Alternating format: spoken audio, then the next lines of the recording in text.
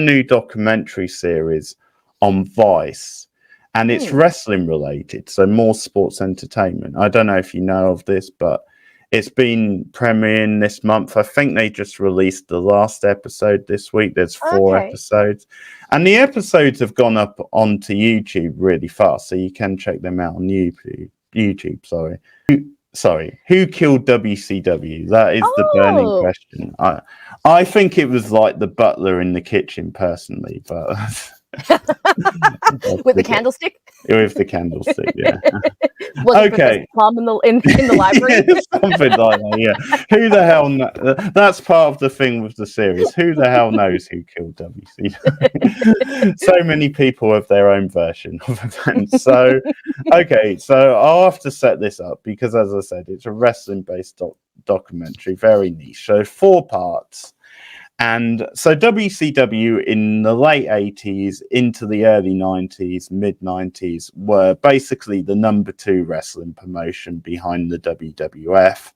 And then in the summer of 96, they really took off because you had the whole NWO storyline, New World Order, who were like this really cool counterculture style heel faction. Heel means bad guy in wrestling, but they were like very edgy, really took off. One of the best years of my life watching wrestling, the whole Monday Night War stuff, back and forth between the 2 companies. It was a great time. I had no idea wrestling was so involved. Like, I never knew that it involved like storylines and like enemies and like, you know, like almost like a TV show.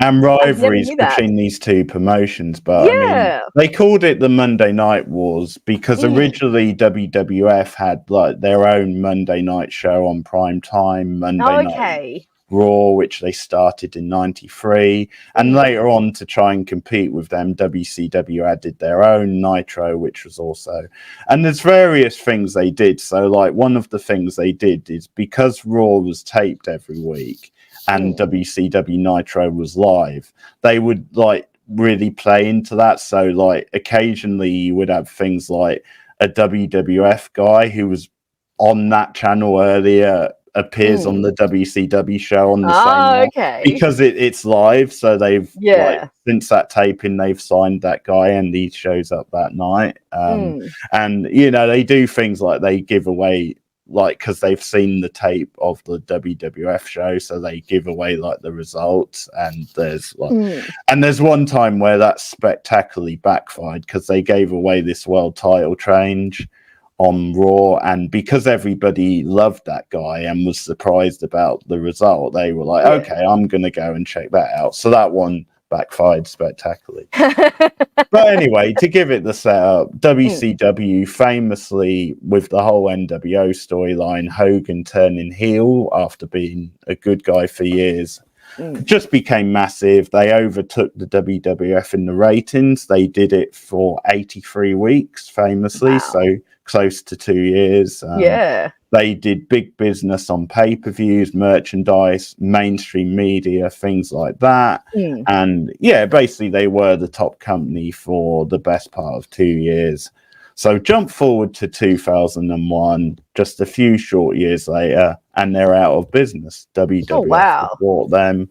And so that's sort of the premise of this show. It's a documentary series where it chronicles the history of WCW into like the height of it and then how it fell away. And you got a variety of talking heads, all like giving their own version of events but that's sort of the theme of the show. Now, I don't know if you're not a wrestling fan, if you would get into it or not. Like, it's quite niche. There is some interesting things to do with like TV and things like that.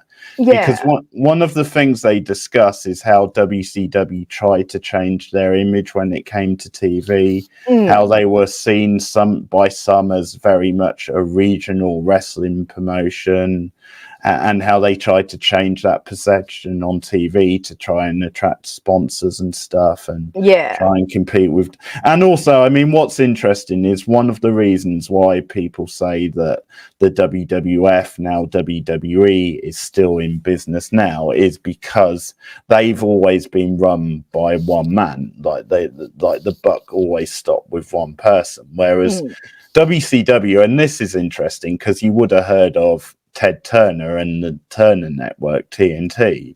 Well, they basically owned WCW. Ted Turner owned WCW.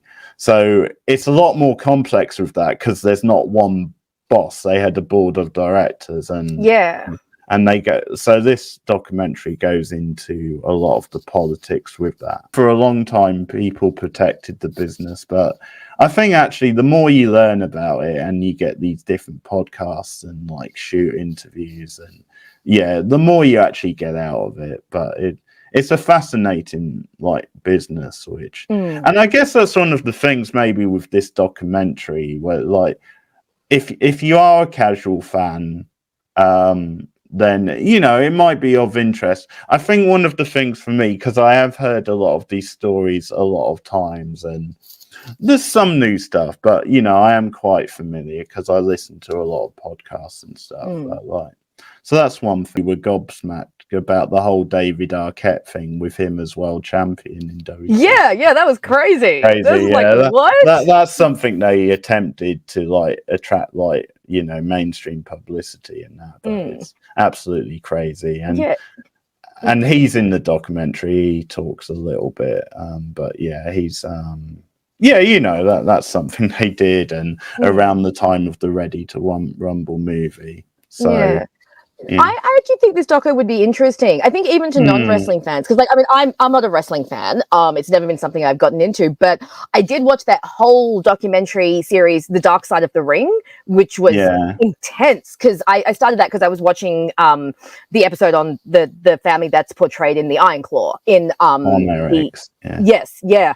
that story was insane. And then they had a bunch of other ones, and then the other one that I remember really got to me was the Chris Benoit story. And that tragedy was just awful. But I remember through that series, I remember getting the impression that Chris Jericho is like a really good guy, like a really, really lovely bloke. They had him talking in a few of the different things, and I'm like, you're just a really lovely guy, aren't you?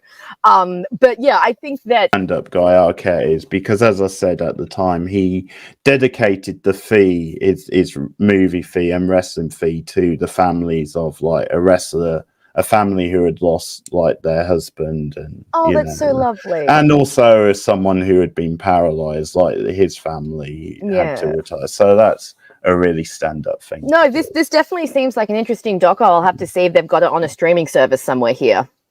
Yeah, if not, it's on YouTube. Nice.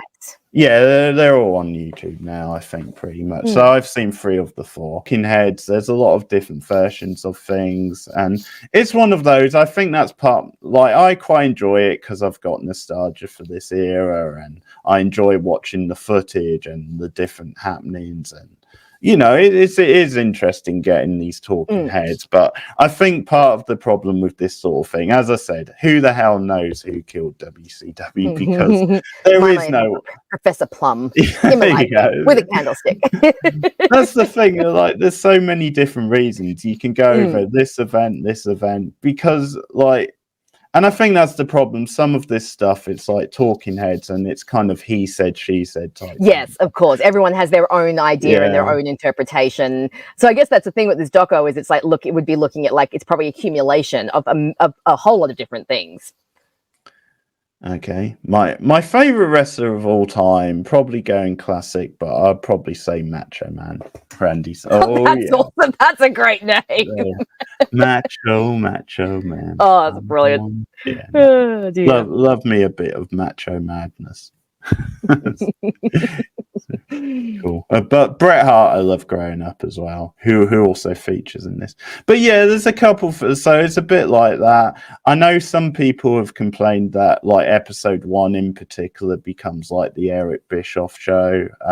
So he was the owner at the time, and he was also Ryan TV, and like he features, and I think in recent years now he's a very intelligent guy, and like there's a lot to him, and some of the stuff he has owned up to, but I also think sometimes with people like him, he's attempted to rewrite history a little bit to like, look upon revisionist history. Yeah, because I think the thing is like there's this narrative in recent years that like one of the reasons WCW went under is because people, apart from Ted Turner in the Turner broadcast, didn't want wrestling on the network. They didn't think it was a good look for sponsors. Oh, okay. So no matter how successful it was, there's this idea, then it just didn't appeal, and they didn't think it was a good thing. And also then over time, as WWF got more edgy and really went for that 18 to 24 graphic, then WCW had to be toned down. They had to be restricted by like standards and practices, and that's the whole thing they were.